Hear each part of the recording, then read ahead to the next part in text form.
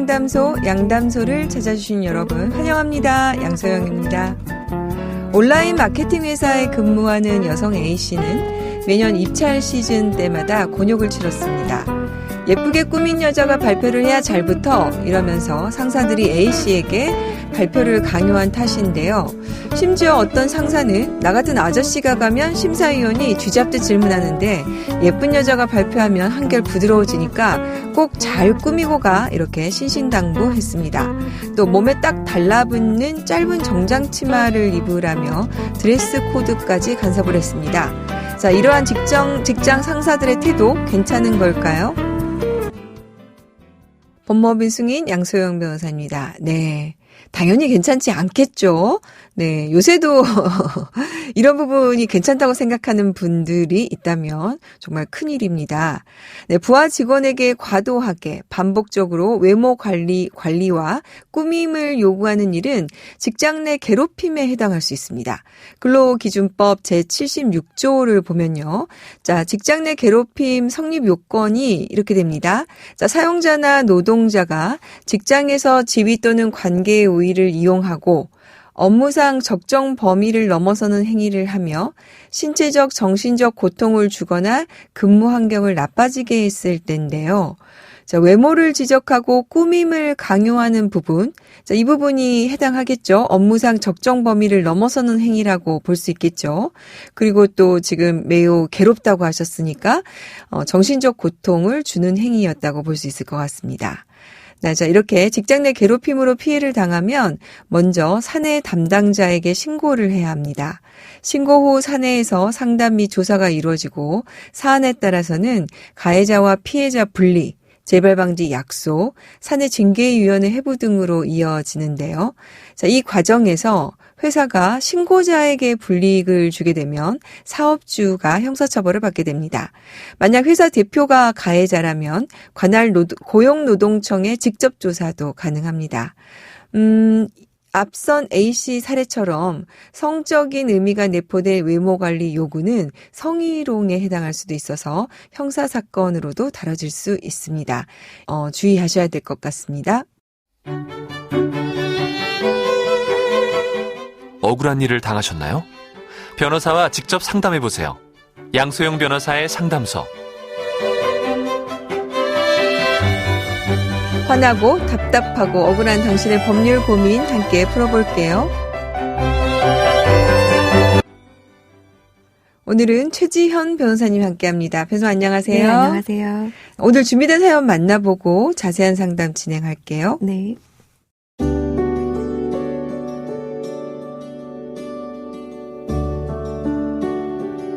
저는 30년 전 남편을 만나 자녀 둘을 뒀습니다.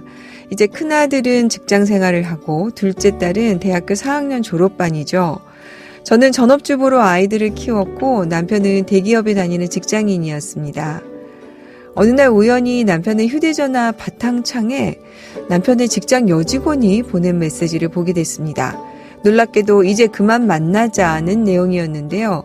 너무 놀란 저는 남편에게 당장 휴대전화를 열어보라고 했고 남편이 보여준 메시지 내용을 보고 경악을 금치 못했습니다. 남편은 장장 2년 동안 저 몰래 회사 여직원과 바람을 피웠고 마지막 문자는 그 여직원이 남편에게 헤어지자고 통보를 해서 남편이 매달리는 내용이었습니다. 남편은 2년간 부정행위를 인정했고 제게 용서해달라고 매달렸습니다. 그러면서 남편은 다시는 부정행위를 하지 않을 것이고 다시 저지른다면 재산의 70%를 주겠다는 내용으로 각서를 작성해서 제게 주었습니다. 하지만 저는 더 이상 남편을 신뢰할 수가 없어 남편을 상대로 이혼 소송을 하려고 합니다. 남편은 현재 대기업 직장인이지만 부모님으로부터 물려받은 원룸 건물이 있어서 원룸 9채의 임대 수입을 별도로 얻고 있습니다. 제가 이혼할 경우 이혼 소송에서 위자료 재산 분할은 어떻게 될까요?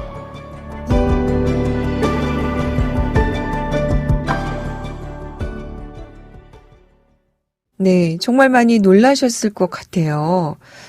남편의 부정행위가 있었고 이제 더 이상 신뢰할 수가 없어서 혼인이 파탄에 이르게 되었네요. 사연자가 느꼈을 배신감이 굉장히 크셨을 것 같아요.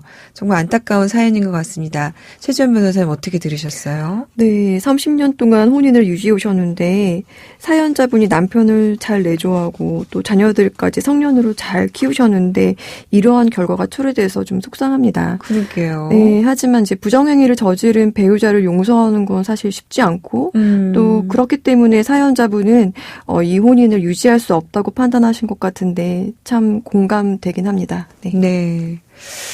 지금 이제 이혼할 경우에 소송에서 어떻게 될지를 질문을 주셨어요. 네. 최 변호사님 어떻습니까? 지금 남편은 보니까 매달리고 각서를 써준 걸 보면 이혼 생각은 일단 없어 보이거든요. 네네. 이제 그럴 경우에는 어떻게 어쩔 수 없이 소송을 할 수밖에 없겠죠?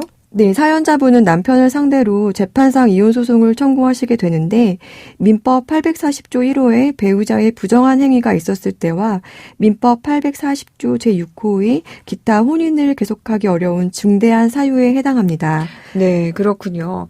우리 법원은 부정행위를 어떻게 보고 있습니까? 우리 법원은 부정행위를 반드시 성관계에 국한하지 않고 더 넓은 의미로 부부의 정조 의무에 충실하지 않은 일체의 부정행위를 포함시키고 있는데요. 우리 사연자의 남편의 경우에는 2년 동안 직장 동료와 부적절한 관계를 유지했고 또 남편 또한 스스로 부정행위를 인정한 각서가 있기 때문에 네. 민법 840조 1호 사유를 근거로 이혼소송을 청구하시는 데는 큰 문제는 없어 보입니다. 그러게요. 근데 이제 지금 남편이 각서를 써준 내용이 있어서 만약에 사연자가 남편을 용서했다면 어떻게 될까요? 그래도 이혼 사유 제 민법 840조 1호로 이혼을 할 수가 있겠습니까? 이 사연의 경우에 사연자분은 남편을 용서하지 않고 바로 이혼 소송을 제기하셨는데요. 만약에 배우자의 부정행위에 대해서 사전에 동의를 하거나 아니면 사후에 용서를 했을 경우에는 부정행위를 이유로 이혼 청구를 할 수 없기 때문에 이 점을 좀 잘 유념하셔야 될 것 같습니다. 네. 그러면은 지금 사연자분은 일단 이혼 소송을 하려고 하시는 것 같고, 이 지금 남편의 부정행위를 알게 된 게 이제 최근인 것 같기는 한데요. 이렇게 부정행위를 이유로 이혼 청구를 할 때 주의해야 될 점이 또 뭐가 있을까요? 부정행위를 원인으로 한 이혼 청구권은 부정행위를 한 날로부터 6개월, 또 부정행위 사유가 있은 날로부터 2년을 경과하면 이혼을 청구하실 수가 없기 때문에 이 부분을 잘 인지하고 계셔야 될 것 같습니다. 네. 일단은 이제 시점이 너무 오래되지 않은 것 같아서 우리 사연은 괜찮지만 이와 관련해서 고민을 하고 계신 분들은 이 점은 좀 유의를 하셔야 될 것 같긴 합니다. 지금 사연자는 30년이나 혼인관계를 유지하셨는데 30년이면 지금 상당한 기간이잖아요. 상당한 기간입니다. 정말 네. 존경스럽습니다. 네.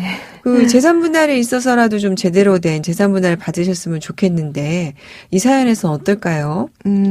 이제 남편의 부정행위로 인해서 혼인 관계가 파탄됐기 때문에 사연자분이 정신적 고통을 위자료로서 충분히 보상받으실 수 있었으면 좋겠고 그런데 이제 남편의 부정행위로 인한 위자료 청구와 재산 분할 청구는 별개이기 때문에 남편의 유책성이 재산 분할에는 고려되지 않는 점은 유의를 좀 하셔야 될 것 같습니다. 간혹 남편의 잘못으로 혼인이 파탄됐으니 재산 분할에도 좀 많은 영향이 있지 않을까라고 생각을 하시면서 상담을 오시는 분들이 많이 계시는데요. 위자료와 재산 분할은 별개라는 점을 꼭 알고 계셔야 될 것 같습니다. 그래서 부정행위를 일삼은 남편이라도 재산의 형성과 유지에 기여한 바가 크다면 남편이 재산을 더 많이 분할받으실 수 있습니다. 네. 사연을 보니까 남편 명의로 지금 부모님이 물려주신 원룸이 9채가 있다고 하고 이와 관련해서 지금 임대 수입이 발생하고 있는 것 같습니다. 네. 그러면은 만약에 이제 재산 분할을 하게 될 경우에 이 원룸 건물은 어떻게 되고 또 장래에 들어올 임대료에 대해서도 재산 분할을 주장할 수 있을까요? 네, 우리 법원은 결혼 생활 중에 모은 재산이 배우자 한 사람 단독 명의로 되어 있다 하더라도 부부가 서로 공동으로 노력해서 모은 재산이라면 부부의 기여도에 따라서 재산을 분할해야 한다라고 판시를 하고 있습니다. 그래서 이 사연의 경우에 사연자분은 남편을 상대로 남편 명의로 된 원물, 건물에서 나올 임대료도 포함해서 이제 재산 분할해달라고 주장을 하고 계시는데요. 네. 법원에서는 이러한 주장에 대해서 현재의 재산뿐만 아니라 남편 명의의 상가 건물에서 나올 장차 발생할 이 임대료도 예상되는 남편의 예상 수입도 고려해서 재산 분할을 하는 것이 타당하다라고 판결을 하였습니다. 아, 네. 그 임대료도 그러면은 장래 지급하라 이렇게 한 겁니까? 네, 그래서 이제 법원에서는 이제 현재 재산뿐만 아니라 남편 명의 상가 건물에서 나올 임대료도 장차 발생할 것으로 예상되는 남편의 예상 수입도 고려해서 이제 재산 분할 비율로 이 부분을 충분히 참작을 하였습니다. 아, 네. 그러니까 이 장래 임대료를 뭐 지급을 하라 이렇게는 아니지만 비율에서는 고려할 수 있다 이렇게 봤군요. 네, 맞습니다. 네. 그러면 장래 퇴직금은 어떻습니까? 이 퇴직금도 재산 분할 대상에 포함이 됩니까? 네, 퇴직금도 재산 분할 대상에 포함될 수 있습니다. 퇴직금이나 연금처럼 이혼을 하고 한참 뒤에 미래에 발생하는 소득도 재산 분할 대상이 되는데요.